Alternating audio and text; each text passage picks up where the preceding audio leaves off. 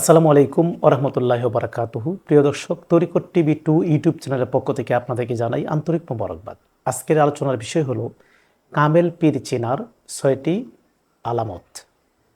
বর্তমান প্রেক্ষাপটে একজন কামেল পীর পাওয়া খুবই সৌভাগ্যের ব্যাপার। কারণ আধ্যাত্মিক পথে আত্মার উন্নতি ঘটাতে একজন কামেল পীর জরুরি। আপনি আত্মশুদ্ধি করতে এবং তাসাউফের পথে যাত্রা দিতে অবশ্যই একজন হক্কানি কামিল পীরের প্রয়োজন। এখন আপনারা কামিল পীর চিনবেন কী করে? আজকের ভিডিওতে আমরা জানব কামিল পীর চেনার 6টি আলামত কী কী। এই ভিডিওটির প্রথম থেকে শেষ পর্যন্ত দেখার অনুরোধ করছি এবং এই ভিডিওতে যারা নতুন, আপনারা একটা সাবস্ক্রাইব করে আমাদের পাশে থাকবেন, তাহলে নতুন ভিডিওগুলো আপনাদের মধ্যে চলে যাবে। তো এখন কামিল পীর চেনার 6টি আলামতের মধ্যে প্রথম যে আলামতটা দেখবেন যে ওনার মধ্যে এলিম আছে কিনা, অর্থাৎ জাহিরি এবং বাতিনি, শরীয়তের এলিম এবং তাসাউফের এলিম, এই দুই ধরনের এলিম আছে কিনা। যদি একজন পীর যদি আলিম না থাকে, কোরআন হাদিস ইজমা কিয়াস আদিলাতুল আরবা সম্পর্কে জ্ঞান না থাকে, তাহলে মুরিদগণকে বাঁচাবে কী করে? কোনটা শিরিক, কোনটা বেদাত, কোনটা কুফরি, কোনটা মোবা, কোনটা মাদনুব, কোনটা মাকরু, কোনটা বিদাত, শিরাক, কুফরি, এগুলি যদি পীর মুর্শিদ যদি না জানে, তাহলে মুরিদগণকে বাঁচাবে কী করে? এই জন্য ইলমে শরীয়ত এবং ইলমে তাসাউফ, এই দুইটা জ্ঞান পীরের মধ্যে আছে কিনা এটা আপনারা দেখে নেবেন। 2 নম্বর যে আলামতটা সেটা দেখবেন উনি ইমানদার কিনা এবং ওনার মধ্যে সহি আকিদা আছে কিনা। অর্থাৎ অনেক বদ আকিদা কিন্তু আছে, 72 দলের আকিদা কিন্তু অভাব নেই, কিন্তু ওনার মধ্যে সুন্নি আকিদা কিনা, উনি হকে আছে কিনা, সুন্নি আকিদা এবং ইমানদার কিনা, এবং ওনার মধ্যে তাকও আছে কিনা, এগুলি দেখবেন। এটা হলো 2 নম্বর আলামত। যদি ওনার মধ্যে বদ আকিদা থাকে, ওহাবি, খারিদি, নজদির আকিদা থাকে, নবী উলিয়া আহলে বায়াতের দুশ্মনী আকিদা থাকে, উনি কখনো কামেল হইতে পারে না।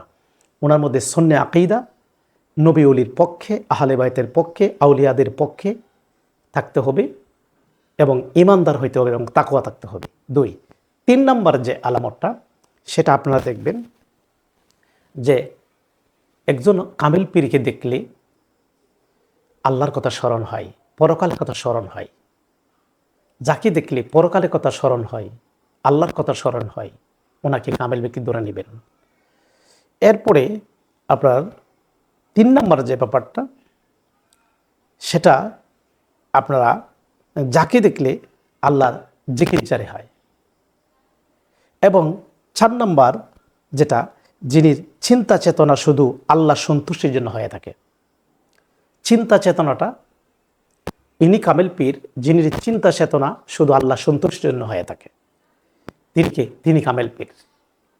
কারণ কামেল পীরের লক্ষ্য উদ্দেশ্য শুধু আল্লাহ সন্তুষ্টি অর্জন করার জন্যই হয়ে থাকে, দুনিয়াকে হাসিল করার জন্য নয়, শুধু আল্লাহ সন্তোষের জন্যই কাজ করে থাকেন, তিনি কামেল পীর। 5 নম্বর যে জিনিসটা দেখবেন সেটা হলো, যিনির মধ্যে নূর নবীজির সুন্নতে পরিপূর্ণ থাকবে, তিনি কামেল পীর যার মধ্যে নবীজির সুন্নতে পরিপূর্ণ থাকবে। দাড়ি থাকবে, টুপি থাকবে, পাগড়ি থাকবে, জুব্বা থাকবে, অর্থাৎ নবীজির সুন্নতে পরিপূর্ণ থাকবে, তিনি একজন কামেল পীর। সুন্নতের পাবন্দি থাকবে যে পীরের মধ্যে। এরপরে 6 নম্বর যে আলামতটা দেখবেন সেটা হলো, যিনির মধ্যে দয়া মায়া ভরপুর থাকবে, তিনি কামেল পীর, যিনির মধ্যে দয়া মায়া ভরপুর থাকবে, মায়া থাকবে, দয়া থাকবে, অন্যায় অপরাধ করলে অনেক সময় ক্ষমা করে দিবেন, দয়া মায়া ভরপুর থাকবে। এবং আল্লাহর সিফাত রহিম ও রহমান তার মধ্যে এসে যায়। একজন কামেল পীরের মধ্যে রহিম ও রহমানের যে সিফতটা এটা এসে যায়, তাই ওনার মধ্যে দয়া মায়া ভরপুর থাকে। এবং মানবিক চিন্তা ভাবনা যে পীরের মধ্যে আছে, অর্থাৎ মানবিক থাকবে, মানবতার কল্যাণে কাজ করবে, এমন একজন মানবিক দয়া মায়া ভরপুর যিনি মধ্যে থাকে, তিনি একজন কামেল পীর। তো এই যে 6টা বিষয়, এই 6টা বিষয় পীরের মধ্যে দেখবেন।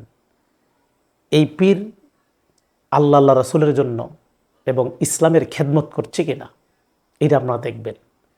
যেই পীরের মধ্যে খেদমত নেই, ইসলামের খেদমত নেই, সুন্নিয়তের খেদমত নেই, উনি কামেল পীর হতে পারে না।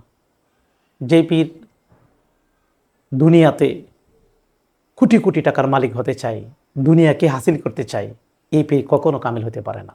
পীরের চিন্তা চেতনা থাকবে আল্লাহর সন্তুষ্টির জন্য এবং খেদমত, ইসলামের খেদমত, সুন্নিয়তের খেদমত, আহলে বায়াত ওলি আল্লাহর পক্ষে খেদমত থাকবে।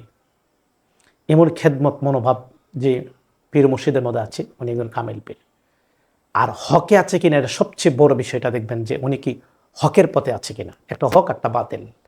সুন্নিয়তের পথ, আহলে সুন্নাত ওয়াল জামাতে হলো জান্নাতি পথ, আহলে সুন্নাত ওয়াল জামাতে হলো নাজাতের পথ। সেই পথে মতে একজন পীর মুর্শিদ আছে কিনা, ইমানদার আছে কিনা, এই জিনিসটা দেখবেন। তাহলে এই মুর্শিদকে আপনি কামেল মানে আল্লাহর পছন্দনীয় একজন পীর সাহেব আপনি মনে করতে পারেন। এই পীরের কাছে আপনি বায়াতের রাসূল গ্রহণ করে আপনি আধ্যাত্মিক পথে যাত্রা করতে পারবেন ইনশাল্লাহ। তো প্রিয় দর্শক, আপনারা অনেকে আমার তরিকত টিভিতে অনেক কথাগুলো শুনেন, সবসময় শুনবেন। আর অনেকে আমার সাথে সাক্ষাৎ করতে চাচ্ছেন। আমি কিন্তু ঢাকাতে মিরপুর শেওড়াপাড়াতে বসি। ঢাকাতে আপনারা আমার সাথে সাক্ষাৎ করতে পারবেন স্ক্রিনের নাম্বারে, আপনারা আমার সাথে যোগাযোগ করেন। আর অনেকে ভয় পাচ্ছেন, আমার সাথে কথা বলতেছেন না, আপনারা আমার সাথে কথা বলতে পারবেন। আমার এই মোবাইল নাম্বার শেষে দিলে 08 যে নাম্বারটা, এই নাম্বারটা আমার সাথে থাকে। এই নাম্বার হোয়াটসঅ্যাপ করা আছে। এই নাম্বারে আপনারা আমার সাথে সরাসরি কথা বলতে পারেন। এবং আমি হোয়াটসঅ্যাপ একটা গ্রুপ করেছি, এটা উন্মুক্ত সবার জন্য। যারা তরিকতের অনেক দূর দূরান্তে অনেক লোক আছে, এদের জন্য এই হোয়াটসঅ্যাপ গ্রুপটা করেছি। ওরা ঘরে বসে এই হোয়াটসঅ্যাপের মাধ্যমে আমার কাছে শিক্ষা দীক্ষা নিতেছে।